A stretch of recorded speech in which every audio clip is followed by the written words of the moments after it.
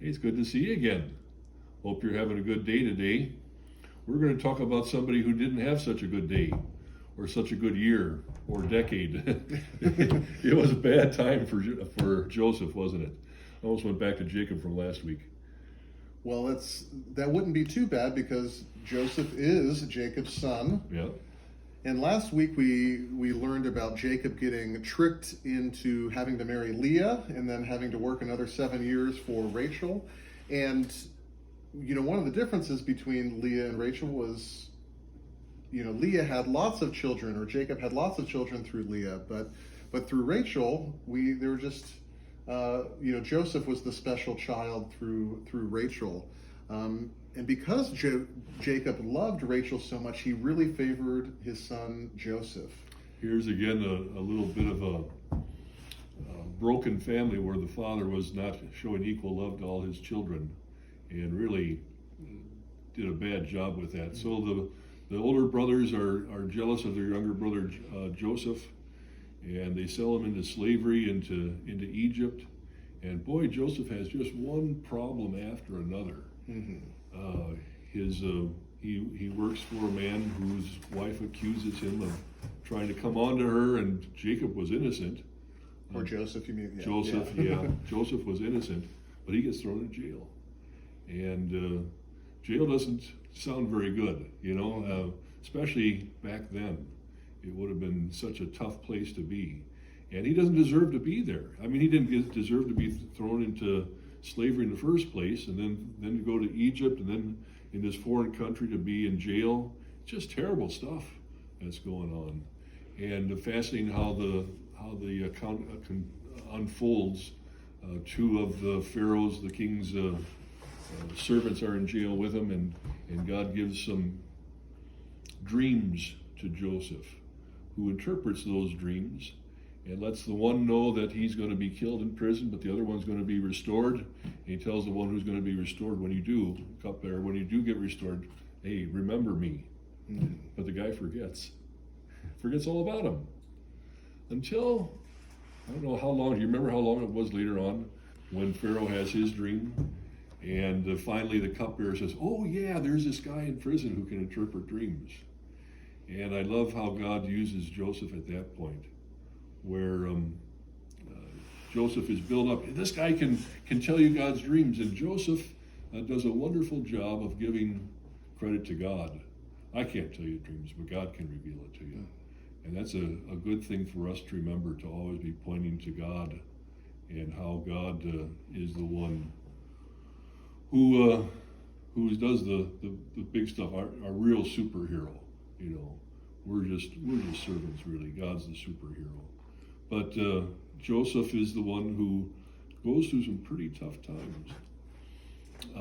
I think our lesson tells us today that to remember from Romans 8 that God can work all things together for good for those who love him, who are called according to his purpose. And boy, talk about tough situations for Joseph, but he shows himself to be consistent. He's always seems to be trusting in God, and God finally uses him for some great purposes to save many nations, just physically, when the famines are going to be coming. Well, and you mentioned Romans 8, where Paul gives us the promise that God works all things for his good, and you could see why Paul would say that, because not only does he know that to be true in Jesus, but even in Joseph's own life, when Joseph's brothers back in Canaan experience a great famine, they come down to Egypt. Egypt was the breadbasket of the ancient world. Because of the Nile River, they were able to grow grain, and so they would provide bread and grain for all parts of the Mediterranean world. And so Egypt was a natural place for them to go when they were experiencing famine. We saw that in Abraham's life. He came to Egypt when Canaan experienced famine.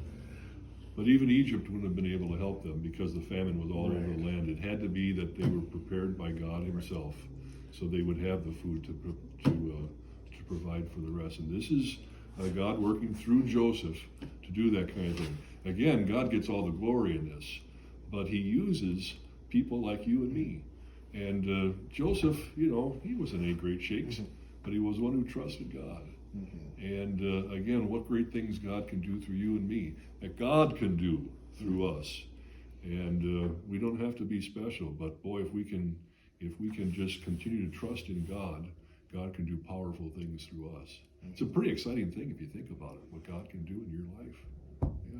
Anything else you want to say, Pastor Alex? Well, and also just to see that it's a great example of forgiveness. As the brothers come down from Canaan, they realize that Joseph is still alive. He didn't die in slavery, and that he has come to this great position of power. And they're afraid that Joseph is going to use his new authority in Egypt to punish them or to take revenge on them. But Joseph says, you intended this for evil, but God intended this for good.